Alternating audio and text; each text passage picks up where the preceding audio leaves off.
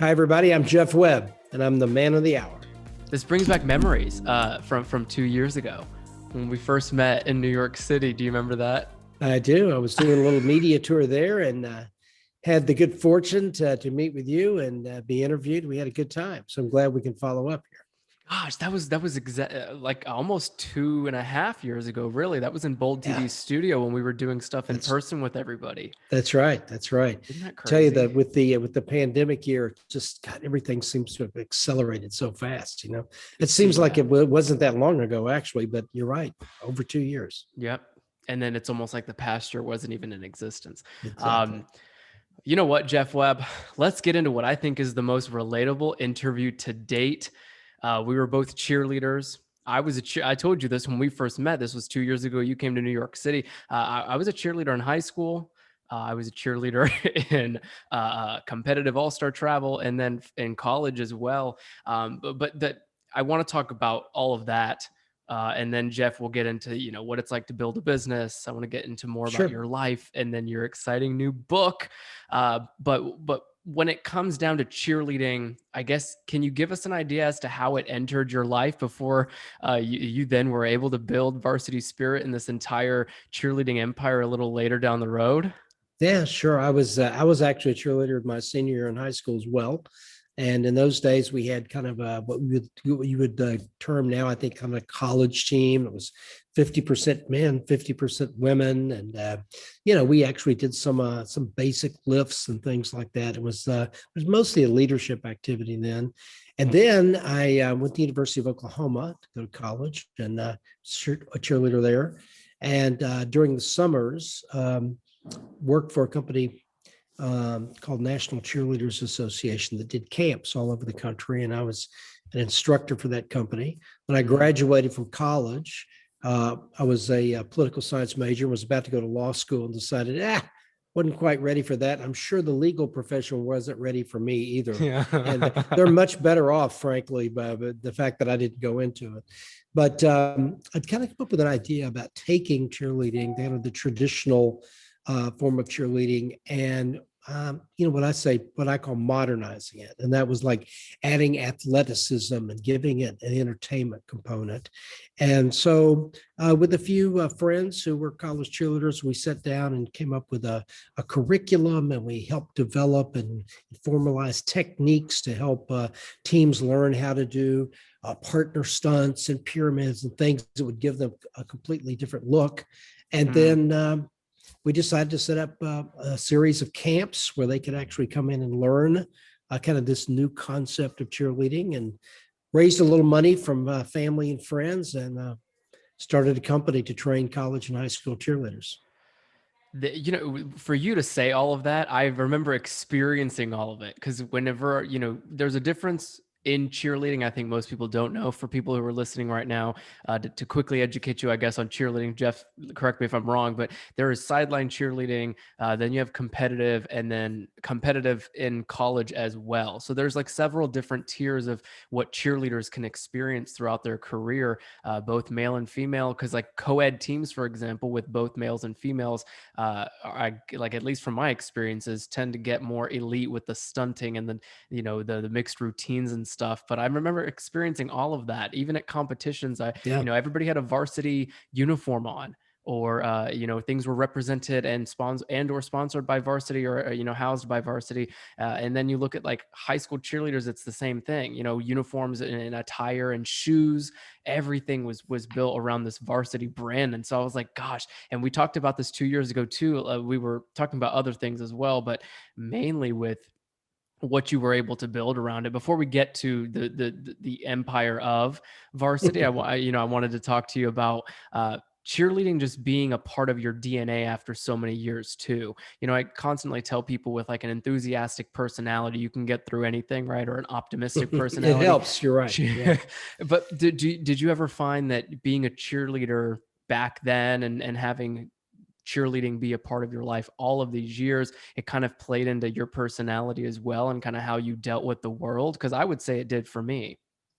Yeah, I think that what it did for me, I think it brought some things out from my personality. I've been lucky enough, I think, to be a leader in a lot of different things in college and high school. And I think, though, that the cheerleading with actually being at games and interacting with alumni and speaking and all those kind of things kind of help develop your personality and give you confidence. And I think Mm, from we go through every year varsity has over 2,000 college cheerleaders as instructors, or nearly that many.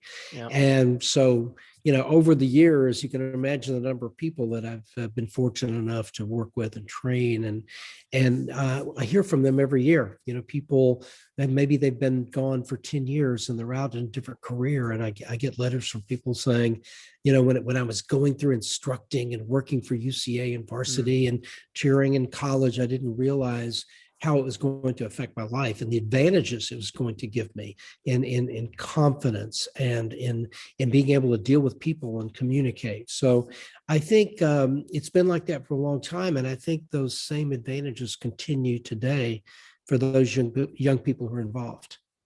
I think you're right. There's something special about it, and I wanted to ask you about that too. What do you think is so special about the sport of cheerleading? Well, several things. I think, first of all, cheerleading developed. It's a relatively young sport when you compare it to things like basketball and Yeah. track and field and so soccer and so on. It's relatively young as we know it today. But it grew up differently. It was already a student activity, a leadership activity, and then an important one, by the way, for schools and for their local communities. And then it took on this new athletic and entertainment or entertaining, uh, you know, uh, look, and it's different, and it still has leadership, but it still has sport, athleticism, and sport, and I think that's one of the big differences. Yeah. And I think when people get involved, they like experiencing both. That's what makes it unique. Yeah. Yeah. People have talked about, well, why do the cheerleaders, why don't they just compete, and why do they cheer for the other teams and for the school? But when you ask college cheerleaders, for instance, and it probably would be the same for high school, you ask them, okay, would you rather have this just a competitive sport where all you did was compete with different colleges, right? You have a number of competitions each year, or would you rather kind of keep it like it is now, where you get to compete one or two times a year, but then you also get to be part of the games and the pep rallies and the alumni functions and the bowl games and the basketball tournaments, and all of those things that go into the overall experience, and that's the one they choose. Mm, They want it all. So I think that's one of the things that really makes it unique.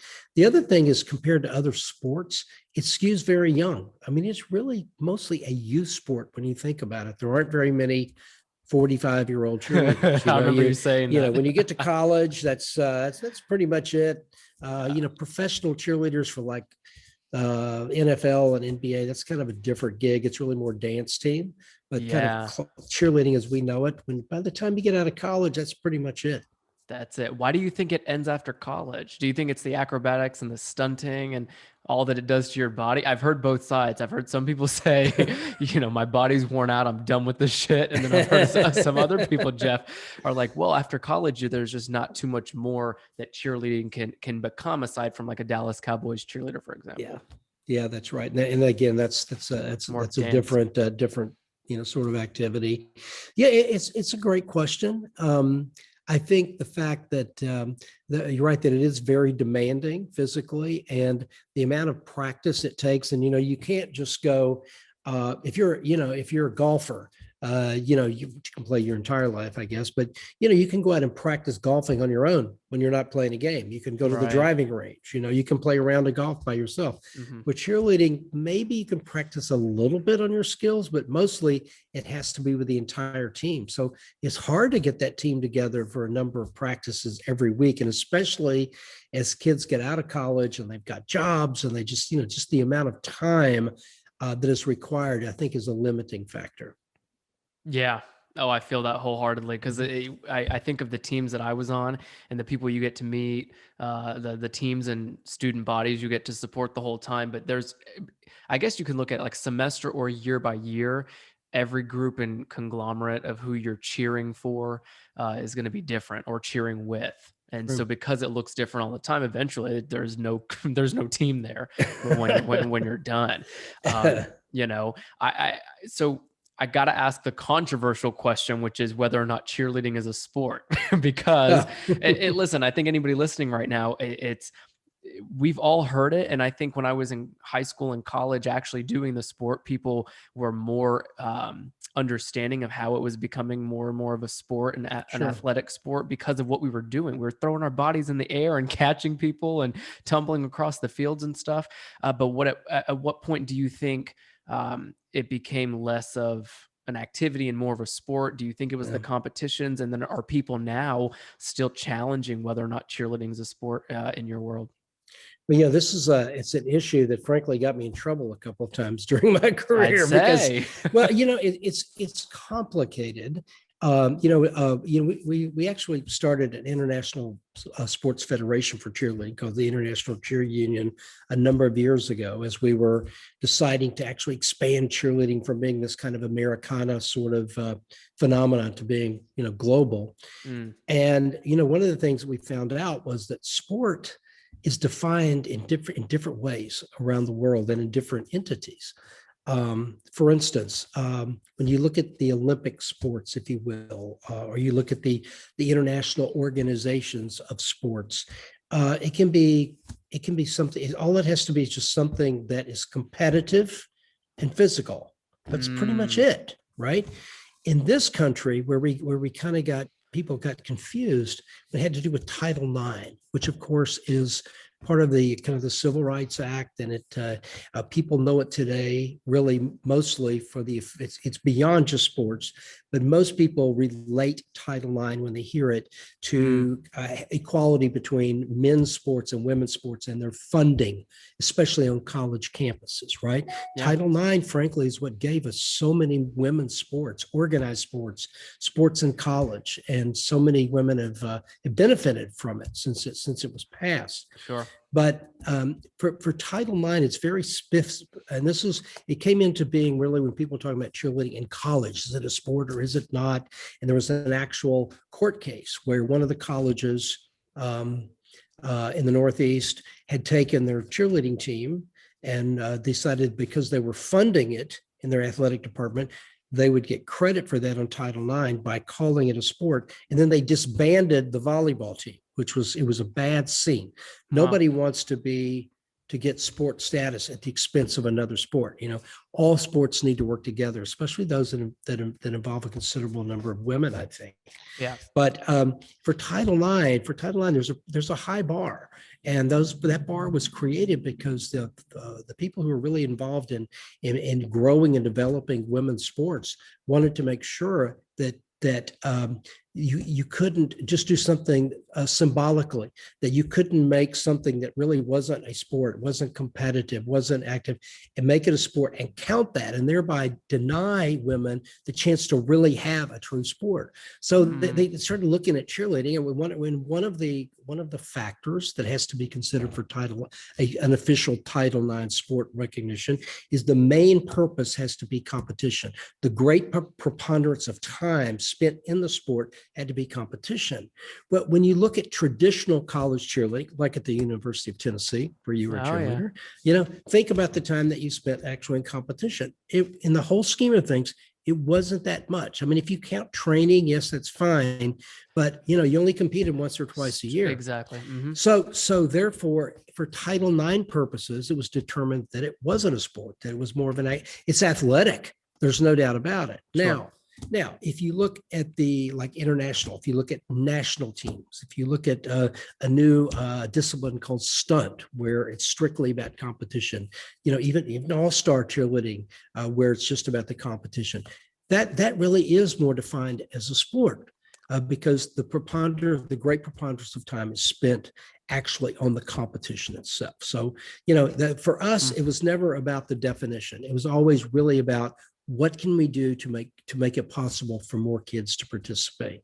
And you're right, cheerleading has developed now what we call a number of different disciplines. And we do have the school cheerleading, which we talked about, which involves all the leadership and some competition. They still do compete. We have all-star, which is cheerleading at private clubs or gyms, like you see in gymnastics, where they have their own team.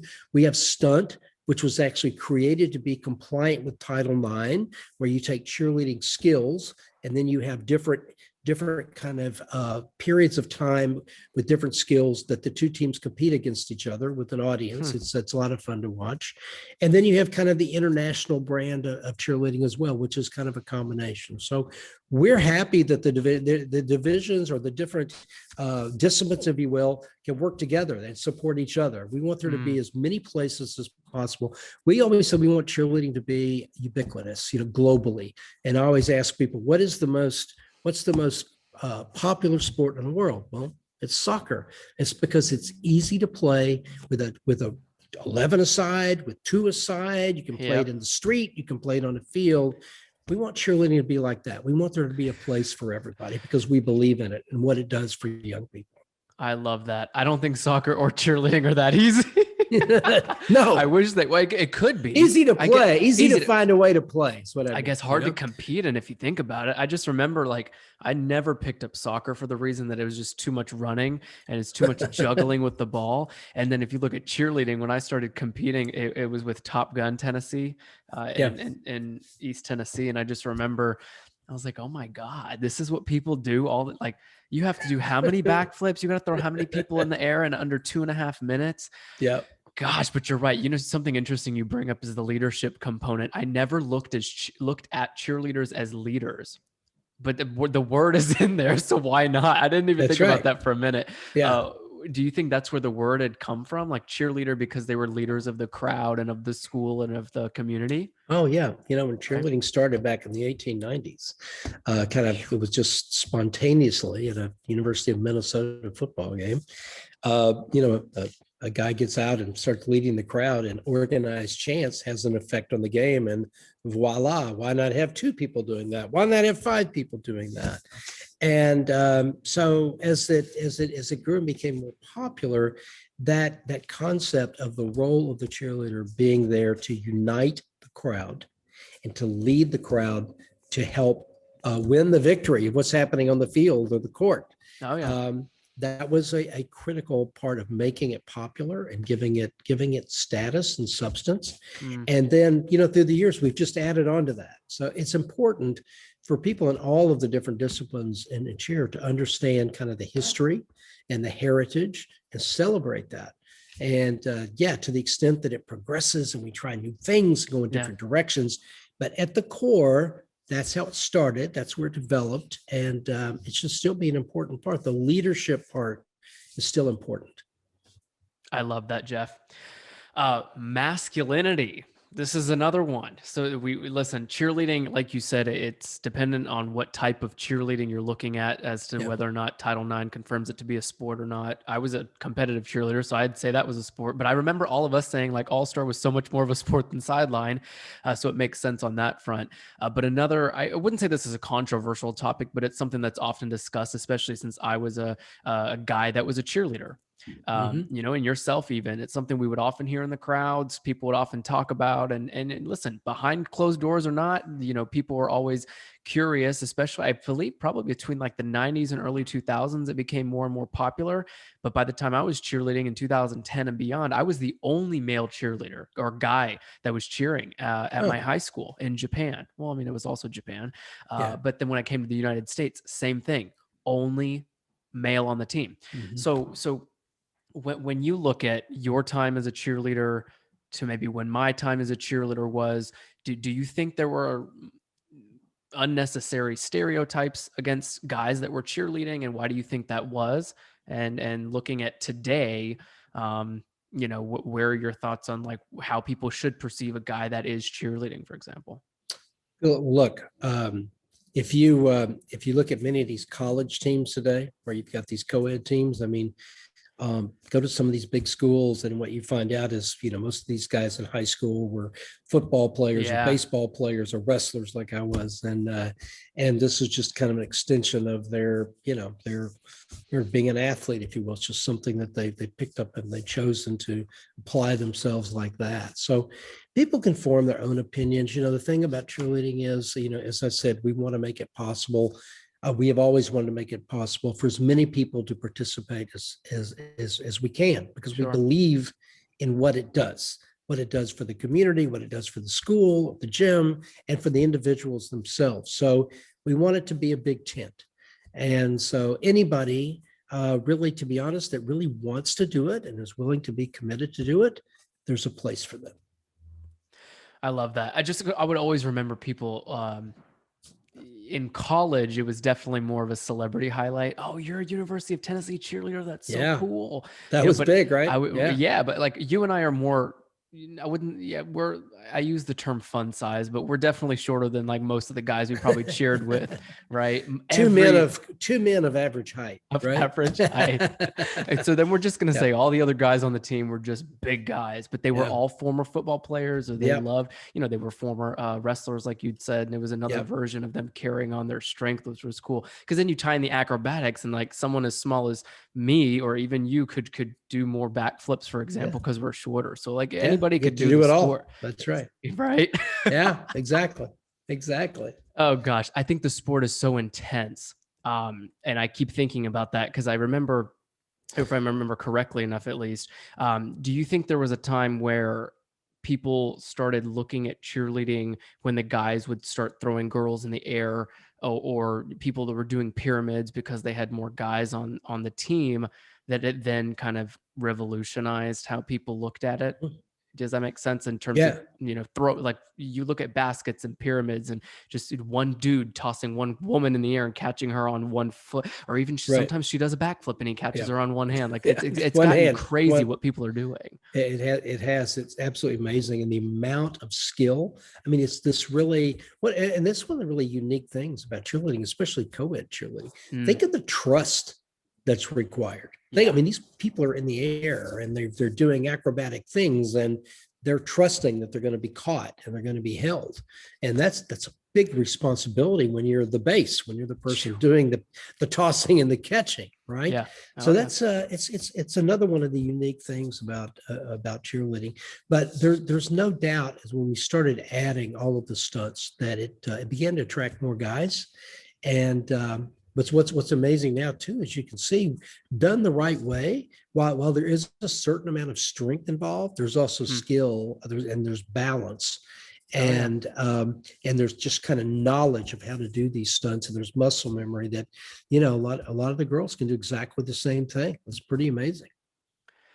Yeah, you say responsibility, you've said leadership, trust. These are lifelong skills. So before we get into varsity, I have to understand how you were even, because you were going to go to become a lawyer, and you didn't. You took cheerleading and it became your life. I want to hear more about that. But before that, where do you think people were able to end their careers as cheerleaders, for example? I do think you're a cheerleader for life, because it's something that I just think it gets embedded into your personality and forever be you. But when you think of these lifelong skills, you mentioned it, it's leadership and it's trust and it's enthusiasm and it's having people rely on you to a certain Yeah. extent of responsibility. Where do those life skills play into a lot of the cheerleaders that you've seen, or even yourself over all this time? You mean after they finish? After they Being a cheerleader? finish, and Yeah, kind of life, as you said, life skills. Well, it's amazing. You do see a lot of cheerleaders in professions that require communication, which makes a lot of sense, right? Sales, writing, broadcasting, journalism. Yeah. But a lot in sales, as you can imagine, and they become very in management, because they're used to being on a team, they're used to setting goals, they're used to having to work to make things happen. They're used to some failures, by the way, and learning how to overcome those failures. Oh, yeah. And again, these are just all things that help somebody be successful in life. whether it's a profession or whether it's part of a group, an organization, a church, a school, whatever. Mm, I think it actually helps them be a person who is comfortable being on a team and making that team successful. So see them in all walks of life, yeah. investment banking now, everything, Lawyers, technology, maybe. Do you think any of them yeah, became lawyers? everything. Lots of lawyers, It just comes to show how many litigators. litigators. Yes, yes. It shows you how many people are walking this world. And I remember when I finished University of Tennessee's cheerleading program, I I still to this day, if I find out someone was a cheerleader, we can connect on a whole different level. Even at NBC, I've met a couple former cheerleaders, even from college or when they were in Yeah, high school. So yeah, they just know what it's like to be a cheerleader, and you yeah. connect on a different You got a level. lot. You got a lot to talk about immediately, right? Right. And it could have been like what you went through, who you saw, or what kind of formations you did, or what Yep, championships you won. I don't know. I mean, but it's a whole different yep. community. I mean, Yeah, you're right. You're we could right. go down a rabbit hole, I think, of what the all-star world is like. I mean, you've seen it. There was Cheer was on Netflix, which I mean we all Yep. saw was pretty much competition based for Navarro. But then before that, I just remember there being so many like YouTube documentaries, maybe, and even some besides Dallas Cowboys on CMT, there was a cheerleading show, I believe based in New Jersey, called the Central Jersey All Stars. I think you Yeah. heard of them. Yeah. So there's been shows and depictions and stories told around cheerleading and how crazy it is to prepare for that 2.5 minute routine, or to Hmm. prepare for that competition. We could go down the rabbit hole. I'm just going to redirect people to go to YouTube and Netflix if y'all want to watch those, because I only have Jeff for an hour, so I want to get Yeah. into a lot more. Jeff, I want to talk about Varsity Spirit and UCA. You mentioned NCA, which I believe was in existence before UCA, Yes, that's right. right? Yeah. But where in the world did you begin to build Varsity Spirit? What made you want to do that instead of becoming a lawyer? Which, I mean, listen, both would have led you down very successful paths. But what Oh, thank told you. you, and what it told you in your heart that you wanted to make cheerleading not only your world, but everybody else's universal brand as well, because it's become the #1 brand in the world for cheerleading. Yeah. Well, to be honest with you, I, people come to me now after all these years, and having built this significant sized organization. Um, wow, that must have been your vision, from the very beginning to see what it is now and to actually make that happen. So I hate to disappoint people, but I didn't quite have that much of an expanded vision from the beginning. It was really just like I said, it's like, here's cheerleading. It's a lot of fun. I know there's some cool things that we can do, and make it different and make it popular. So, and I think there's something, I think I could actually make a business of that. And it Mm, wasn't like, I think I can go make a lot of money. I'm going to sure. get back to that in a minute too, by the way, if we get a Yeah. chance. But it was really more like, I think I can do something with this. It's going to be fun. I can do it with people that are my friends, and I can probably make a living out of it. And so it was, I mean, that's about how scientific it was. And so away we went. We raised a little bit of money. I raised a little money from family and friends. Mm, And, I'd grown up in Dallas. I went to school in Oklahoma, but I'd spent a lot of time at those camps in the summers, kind of in the Mid-South area. Memphis was kind of in the middle. So I yeah. set up the first world headquarters in Memphis, Tennessee. Now, that was the second bedroom of my apartment, by the way, but that was the world That's always where headquarters. it starts. Yeah. And there were two people working for the company. Then we had our summer Two, instructors, and including you. yes, yes, there were two of us.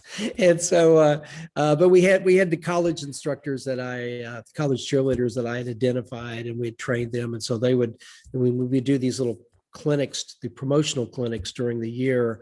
They Mhm. would come in and work those clinics and go back to their school. But, we really just started out doing the camps. It was really about Sure. education. I mean, many people that are in cheerleading are really educators at heart. Mhm. And then eventually, because we had really changed what cheerleading was and completely made it, and we transformed that and made it so athletic, the companies that were supplying equipment and apparel and so on weren't keeping up with that. And they didn't have high performance fabric. They didn't have the right kind of footwear because Mhm. it had become more athletic than it had been in the past. So we actually started doing uniforms because nobody else was doing it. And our customers were coming to us saying, we like doing all this, but we're having a big problem. So can you help us? And we went out and found a uniform contractor, and I hired one of my instructors who was a great designer to design the kind of our new uniforms, our new look with performance fabric and a lot more color and stripes and things that really were more exciting and complemented what our style had become. Wow. We had a rough go of that one. I mean, we got started, and the company that we picked to manufacture the uniforms went bankrupt, and we had to go and put a guy in business in his basement sewing uniforms in North Carolina. Yeah. But we were able to make it work, and then of course it became a very big part of the business. And then the third part was the competitions. And people say, well, you when you really got Varsity going, you probably wanted to add competitions like everybody else. There weren't any competitions. We came up with that concept. And the Mhm. idea was not that it would become the separate revenue stream, if you will. It was because we didn't have enough money to expand nationally. And so we said, what can we do to get people to pay us to come to them? Well, let's show them what this new style looks like. Mm. Well, how are we going to do that? Let's get it on television. Well, to Oh be on yeah. television, we can't just show a camp. So we had to come up with some way to give it some drama and to shorten the routines. And so people would Hmm. pack all these cool things into a short period of time. And voila, we created the first, kind of national competition, which was for high schools. And then we began to expand into college, and then added a number of competitions and regionals and so on. So eventually the company the company helped really create what cheerleading is today. Mm. And that's a lot. It's something that a lot of people don't understand. They think that Varsity, my company Varsity, the company that I created, really came along to serve the market. It helped create the sport, is what it really Yeah. did. It's not And that just was that little always the most V on the important thing to uniform. us. It was the most important thing. I talked Yeah. to you from the very beginning about, not really thinking that I'm gonna start this business in cheerleading. I'm going to make a lot of money. It's like, I never dreamed I could make very much money in Right. cheerleading. And so it was really the whole development of Varsity Spirit was not about how do you create some profitable juggernaut. It was really more about how do we help create a sport? How do we Mm. grow it? How do we make sure that it's something that provides great value to young athletes across the country? Mm. Yeah, we had to have financial discipline, of course, or we had to make a profit, or we couldn't do what we were doing. We didn't get any money from the government. So Yeah. we were able to put together what we were passionate about with good financial discipline, with great people, and build what I think was a pretty remarkable organization. And to give people an idea, where's Varsity at now in terms of like how many, like where is Varsity around the world? How many competitions would you say you guys are producing a year? I know Yeah, you partnered with ESPN. You mentioned television. I thought that was huge. I remember yeah. reading that. When you guys initially launched with ESPN, and I could imagine what that conversation in the boardroom was like. Hey, we have these 2.5 minute routines. We want to broadcast it. Like, and then you watch it on ESPN, and holy moly, that's like a whole Yeah, different type of sport. And I want yeah, to get into like this Olympics conversation in a bit with you too. But sure. can you give everybody an idea as to where Varsity is today? Sure, sure. Well, to be clear, I founded Varsity, and I was CEO and chairman for a long time. And then, in December, I decided to move on Yep. and stay with the International Cheer Union, keep doing that part of it. I still do consulting with Varsity. And it's near and dear to my heart, all the people there. I'm so proud of the organization that I was lucky enough to lead in its development. But the Varsity today is it's a global organization, and it has operations in a number of other countries besides the U.S. It's It huge. still is in the kind of the three things that we set up originally. It's in training camps, and again, I would say that again, the majority of people still consider themselves educators. Still, the Mm. most important thing. A number of competitions, all over the country, and then the apparel side of the business, and it's again several hundred sales representatives and who really take care of all the schools and the gyms out there for all their needs. But it's an integrated organization that really focuses on school spirit groups, and it's a company I'm very, very proud of. It's got a great culture. It's got great people. I think people who are still focused on doing the right things for the right reasons. Mm. Was there a point, and I wanted to get back to the money making part of this too, because at the beginning of you explaining everything you just did, you'd mentioned that at one point you just wanted to bring people together, and build community and keep smiles on people's faces, which that's what cheerleading does. We talked about at the Yep. beginning of this podcast episode. Yeah. Um, at what point did you start making more money with this brand? More than you had thought you would have made. For example, to just make a living off of is one thing, but then to build a huge brand that's making, millions to billions or whatever amount of dollars. What point was it that you made all that money and realized, wow, now we really have something massive here? And then what did you Yeah. tell yourself? Yeah. Well, it's something that happened very gradually. For the first 5 or 6 years, every bit of profit, because we were growing, and when I raised money to start the company, it ended up not being enough. So everything that we made, we had to plow back into the company. So again, to be honest with you, mostly trying to survive those first 5 years. But then we got to a point where we brought in some other partners, and I went out and got some outside partners to be able to cash out. The friends of my friends and family who'd invested in the company in the beginning. Yeah. Those were fun phone calls to make. And I didn't ever really have that moment that I can remember, Justin, where I just said, "Hey, this has become really, really successful," because it just happened over a period of time. And I always was just, I didn't really look at it like, well, look what I've done. It was always about, look what we have done together. Sure. And I was, frankly, and still today, I'm a lot more proud of the organization and the culture than I am of even being as financially successful as I've been lucky enough to be. For sure. So I wish I had a juicier story for you than that, but that's the truth. You actually, okay, we don't even need a juicy story, Jeff.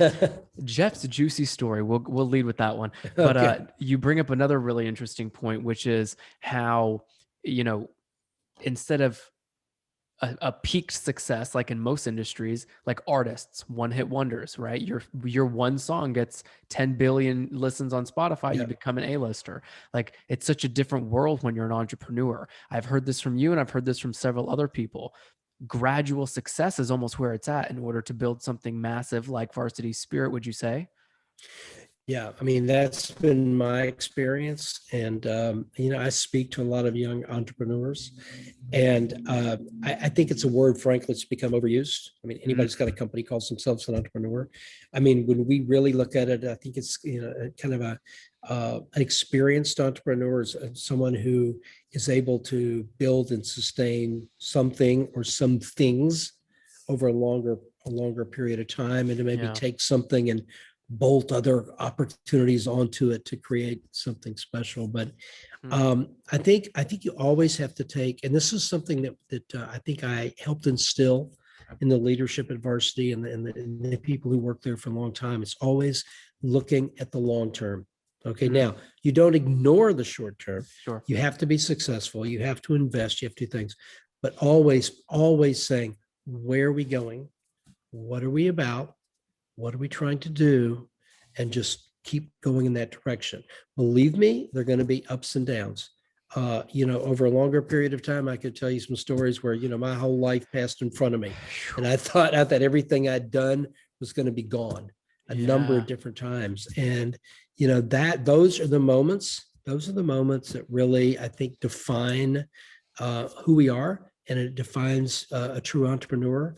It's someone that can look over the edge of the cliff, but realize that they need to move on, that they need to go on, that they need to capitalize on the assets and the team and the people, and that they're going to make it. And then you just will yourself through that period of time. Wow. You got it, Jeff Webb. This is why we called you a man of the hour. I have to Thank you. ask you too. Thank you. So you're very welcome, my friend. And I listen, from the first time I met you 2 years ago to now, nothing's changed in terms of how inspiring you are with your leadership. Thank you. This is a self-improvement podcast, and so I have to ask you at least one of these questions from within, I would say. But if you've always had this mindset of long-term uh, foresight, if you may, as to Mhm. building something or trying to succeed at something with a group of people, when you need to check back into the short term or even into the present day as to what you need to be doing or what deliverables you need to prioritize, how were you doing? Even today, for example, if you take like yesterday or before we jumped on this call, how do you manage all of that, knowing that like you have all these long-term goals or big milestones or like maybe a North Star, but then what do you actually have to do today? Or what do you plan to prioritize today in order to make sure these, balls are continuing to roll? Because I feel like a lot of people struggle with it, Jeff. Like people are always like, "Oh, I have so much to do." And I always tell my family all the time, I say, if everything's a priority, then nothing's a priority. So like, what Yeah. do you prioritize on a Yeah. daily basis? Yeah, it's a great question. I could probably be better at it, to be honest with you.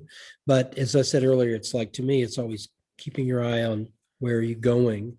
And then I think as you develop organizationally, Mm. you almost develop systems like personal systems and even company systems that keep that allocate out the different functions, but keep the things in front of you that are most important and have the most impact. Oh, And yeah. I think it's such a key, and it sounds easier than it is.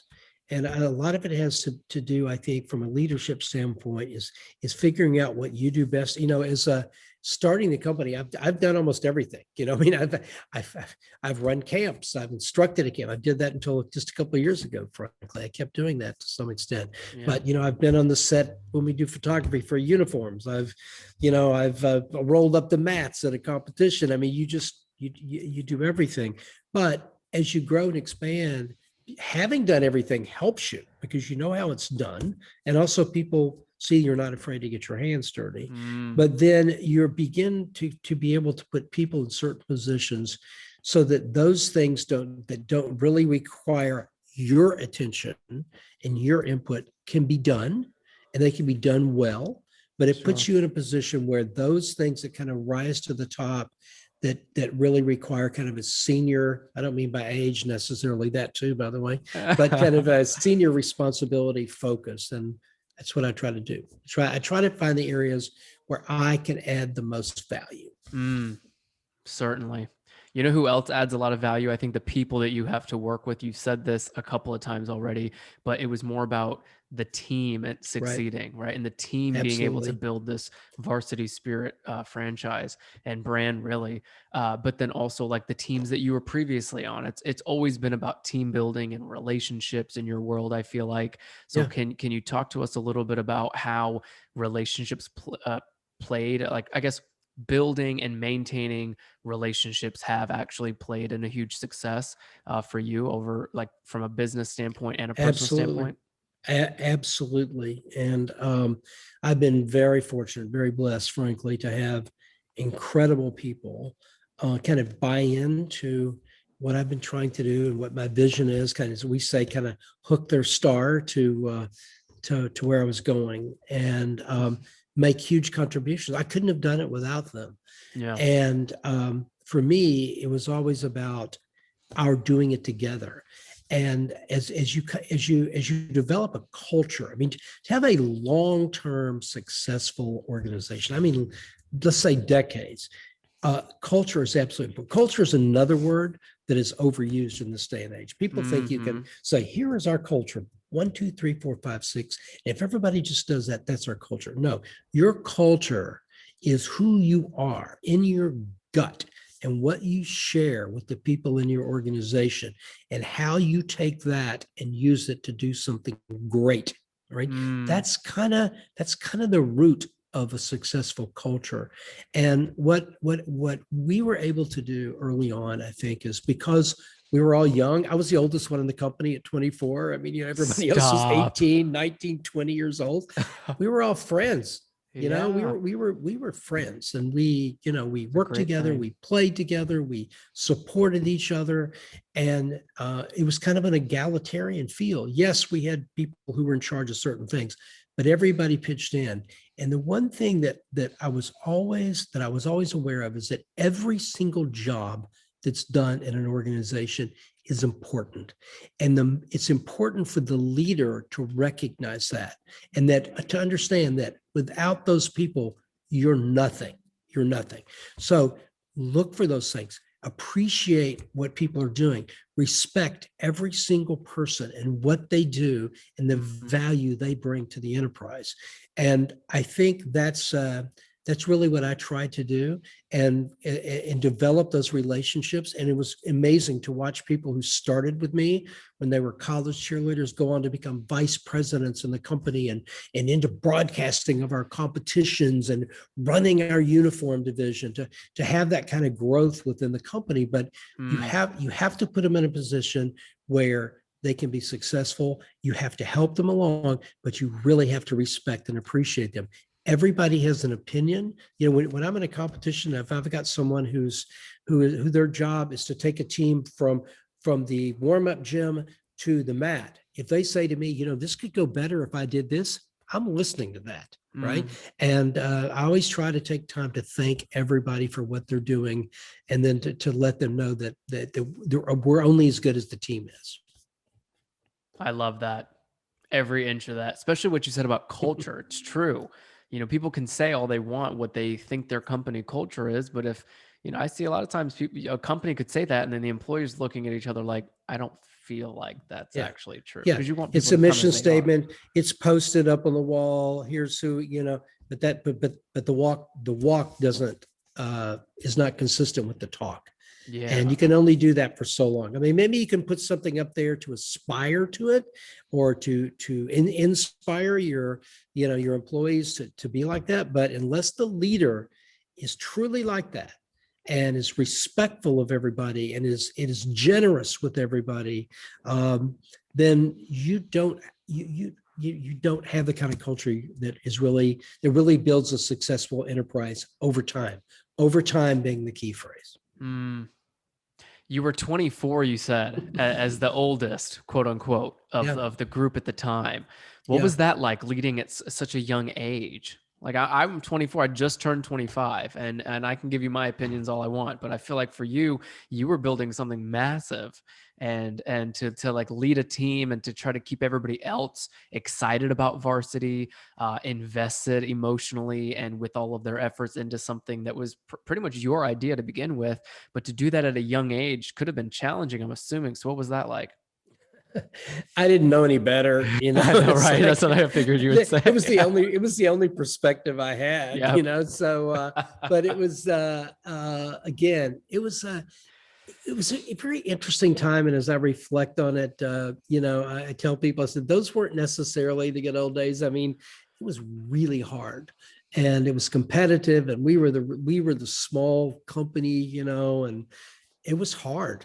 And we had to prove every single day that we were the best. And that's the one thing we felt that we could do. We weren't the biggest. We didn't have a lot of capital. We didn't have a lot of money, but we felt like we had the best people with the best ideas and the people who worked the hardest. And that's what we could do. And if you just focus on those things, we never really started going, we're the biggest. Our goal is just to be the biggest. It was always to be the best. And we became the biggest by being the best, not the other Mm. way around. And so, yeah, I didn't. Again, I did. As I tell people, I'm not smart enough to have had this amazing vision of what the enterprise is today that many years ago. But we really just tried to focus on what we had right then, and you know what? Also have a lot of fun. I can tell you that I don't believe I've ever gotten up one day over all this period of time where I didn't get up and go, this is going to be good. Okay, this is going to be Oh, fun. wait, I And love that yeah, I you mean, said were there that. some tough times? Hey, don't get me wrong. Sometimes I was wrong about that, by the way, but there were some tough times. But having something that I enjoyed, and something that that I felt like was worthwhile and was providing real value. Yeah. And to be able to work with my friends, it was a lot of fun. You can't beat that at Yeah. all. Yeah. Like, because when you're having fun with people you care about, that you love, none of it feels like work. As cliche as that sounds, No, it's true. it's, You're right. it doesn't matter how much your money you're making, you're living, I don't feel like correct me if I'm wrong, you probably never felt like you needed a big vacation either. I'm not sure I've ever taken one. See? No, I kind of expected that from you. Because if you're, Yeah, if I'm you're not the, sure that's good. I'm not sure I'm proud of that. I probably should have done a little more of that. But yeah, I want to talk, we all have our flaws, right? no, I'm the same Yeah. way. And I'm just like you, happy-go-lucky about certain things that I'm doing. Yeah. I wake up and I go, "Oh, this is gonna work. I'm super excited about it. Let's Yeah. keep kicking butt and having fun." But because I Yeah. work with my friends and because I work with people I care about and I have a lot of fun Yep. doing it, and we can make some money, it does not ever feel like I need to go take a vacation. Even vacation, I'm like, yeah, but I'll work a little while I'm on it. Yeah. That's so interesting. You didn't take major Yeah. vacations, because Not that's major. most people. You Yeah. know, they're always like looking forward to the weekend or to the big next big vacation. Not for Jeff Webb. This Olympic sport talk, really quickly, I want to talk about that with you. So where did you begin to think that you wanted to put cheerleading into the Olympics? And where's all that Yeah. standing right now? Didn't once again, didn't really start with that objective. We were looking at how could we, and cheerleading being pretty well built out in the US, and looking at, okay, where can we expand? And when you really looked at it 20 years ago, I mean, again, you were talking about kind of this American phenomenon, cheerleading. And, so we said, hey, why not international expansion? Why not global? And we've begun to get a lot of inquiries from other countries who, because of the internet especially, but some because of the ESPN global footprint, people have Sure. seen our shows and wanted, how do I do this? How do I start a team? How do you put those things together? So we started sending our Cool. instructors all over the world, kind of planting seeds, if you will. And they'd go into a country and help with one or two teams and work with the coaches and get them in a position where they could start building things. And what we found out was that sports in other countries are structured differently in most other countries than the US. First of all, not many countries have sports teams that are affiliated with their schools. That they're just like we have sports in our high schools and our colleges and so on. Well, they really don't. And schools mostly academic.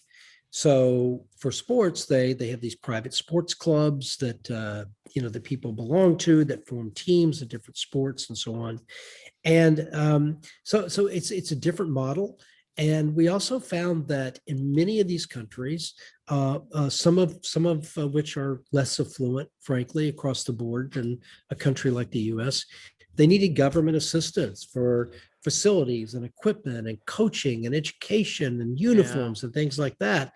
And so sports are done top down in many of these countries, where the government recognizes the sport and then it allocates funds to help make it happen at the grassroots level, right? So what we found out was, to be able to do that in most of these countries, to get that kind of recognition through their sports ministry, which we don't have in this country. We don't have a sports ministry, or their National Olympic Committee, which we do have. They needed to have recognition there needed to be an international federation that was responsible for the sport on a global basis. And they needed recognition by either what's an organization called Sport Accord, or by the International Olympic Committee. So we said, okay, well, if we're going to expand nationally, if we're going to make this opportunity available to all these kids all over the world, we have to create an international federation. And so we took a lot of time and tried to figure that out, and brought in consultants and brought in people from other countries and started the International Cheer Union.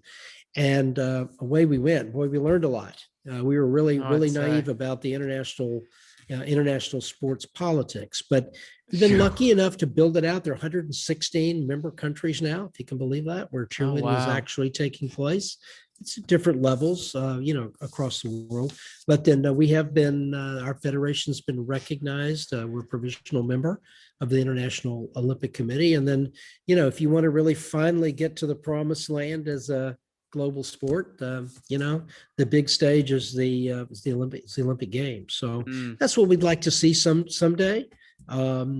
But right now, that recognition from the IOC has put us in a position we're beginning to be able to help all these member countries really develop things at their level.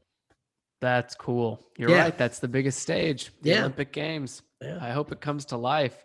You mentioned international politics and cheerleading. I can only imagine, because people know about like dance moms, and we've all seen the movies like Fired Up or Bring It On. There's a lot of drama, I'm sure, but politically speaking, that's a whole nother episode with you. Yeah, We're going to save that. You're right. You're right about that. You're right about that. But the other thing, Justin, that I've been it's been really fun for me. The last few years, I mentioned that I began to step away full time from varsity, Yep. and but was developed as actually getting involved in the political space. Yep. And you mentioned we're going to bring up my book today, so I have to plug my book. I right? have to. So yeah, I had a very interesting experience a few years ago. I began to realize that there's I've accomplished this. I'm very proud of it. I never want to completely leave it. These are my friends. This is my, it's my life. But I also had always been very interested in public policy, and wanted to see if there was something that I could do to add value. Oh, yeah. And had kind of almost an epiphany sort of experience at one of our events. And kind of one of those moments where you stop and realize how fortunate I realized how fortunate I'd been, and to have had so many people support me and support kind of my vision, if you will, along the way. And what could I do to help make it possible for other young entrepreneurs to do the same sort of thing? And began to look at politics and my own background, middle class, and really did a lot of studying on some of the challenges our middle class has today. And having a broad-based and relatively affluent compared to the rest of the world middle class is one of the things that's made the American economy so successful over the past 75 years. It's helped build the greatest economy in the history of the world. And so what I decided to do was that's going to be my cause, politically and public policy wise. I want to commit myself to helping the middle class in this country, to help with the issues and the challenges that they have. So, you wrote this book. I wrote my book, American Restoration by Jeff Webb. This is your debut. I'll really be cheesy here and actually show it on that camera, but no, we'll zoom in American as soon as you pull Restoration. that up.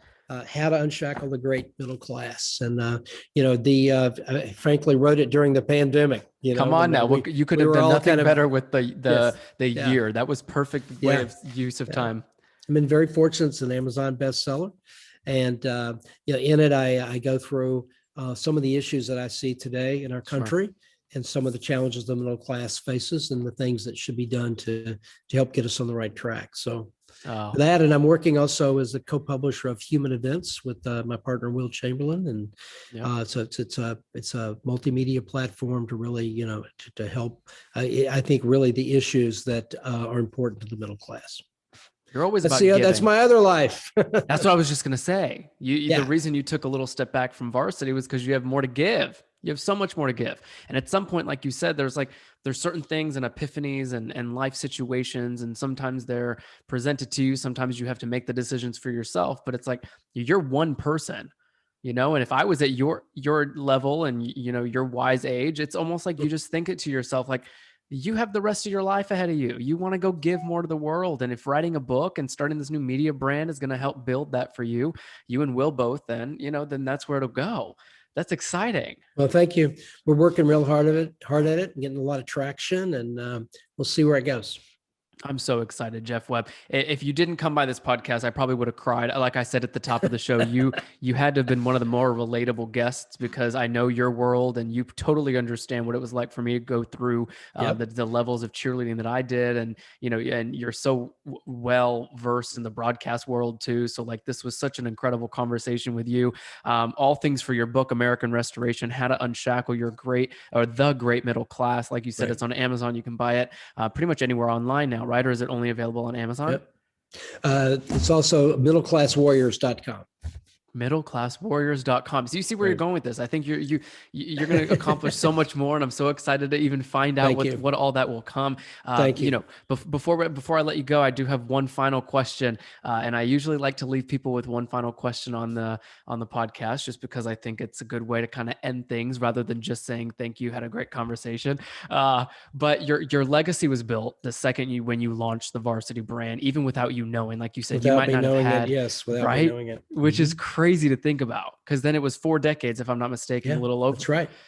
that many years later, right? To look back at that, um, what do you now think you were truly hoping to create when you discovered and launched the brand, which is today now the biggest cheerleading brand in the world? Yeah. What were you wanting to create in terms of influence or community or whatever that might have been? Yeah. I wanted to do something that was worthwhile, that added value to our customers, which were the young athletes who participated. And even though I didn't know it at the time, as I look back, it was really all about building a great organization and a great team, Mm, and I think as I look back, though, that's really what I remember. I do believe that the entire varsity organization, and frankly, most people that are involved in cheerleading today, we hear about some of the problems. Cheerleading has had some problems, just like other youth sports, mm, and with child protection issues. I think that most people are, we can always do better, but I think that most people are dedicated to doing the best we can. mm, But I think that the people that have been involved really care about the same things basically that I do. They want to provide value. They want to help young people. They want to be on a great team, and they want to have fun. And worked out pretty well so far. Oh my gosh. If anybody's tuning in right now, I hope that inspired the hell out of you. Yeah. Jeff Webb, thank you so much, not only for coming by the show today, allowing me to call you a man of the hour, but for certainly creating those brands that allowed me to be a more confident man growing up. A young man growing up, if that. I had a lot of fun being a cheerleader in Japan, in Tennessee, on the competition mat, on the university sidelines, at the pep rallies, whatever, even on the volleyball court. We did volleyball cheerleading Yep. too. Yeah. But there's a level of confidence that I would not have today if I were not a cheerleader. There's a level of leadership that I wouldn't have. There's a level of responsibility, level of trust that I have with people that I would not have if I wasn't a cheerleader. And because, like I was doing this, probably midway through when you launched Varsity, I swear you had to have been a lot of the reason to that. So to meet Oh, you, and we've met in person. Sadly, this is on Zoom. Virtual, in the future, we'll hold your book together in some form or fashion, I'm sure. But sounds good. I want to thank you for creating the brands, for stopping by the show, and for sharing everything that you did with us. And thank you so much again. It's been my pleasure, and congratulations to you, your success, and have a feeling you're just getting started. Good luck. Thanks, Jeff. For those listening right now, thank you so much for being here. It means the world to me and everyone on the Men of the Hour team. We wouldn't be this far into the show without you guys, and an audience is everything to the building of our show. Just like Jeff said, it's all about the community and the people who love it just as much as we do. So thanks so much again for being here. Hope you enjoyed the conversation with Jeff and I hope it inspired you and taught you a little something new about cheerleading and so much more. Until next Monday, my friends.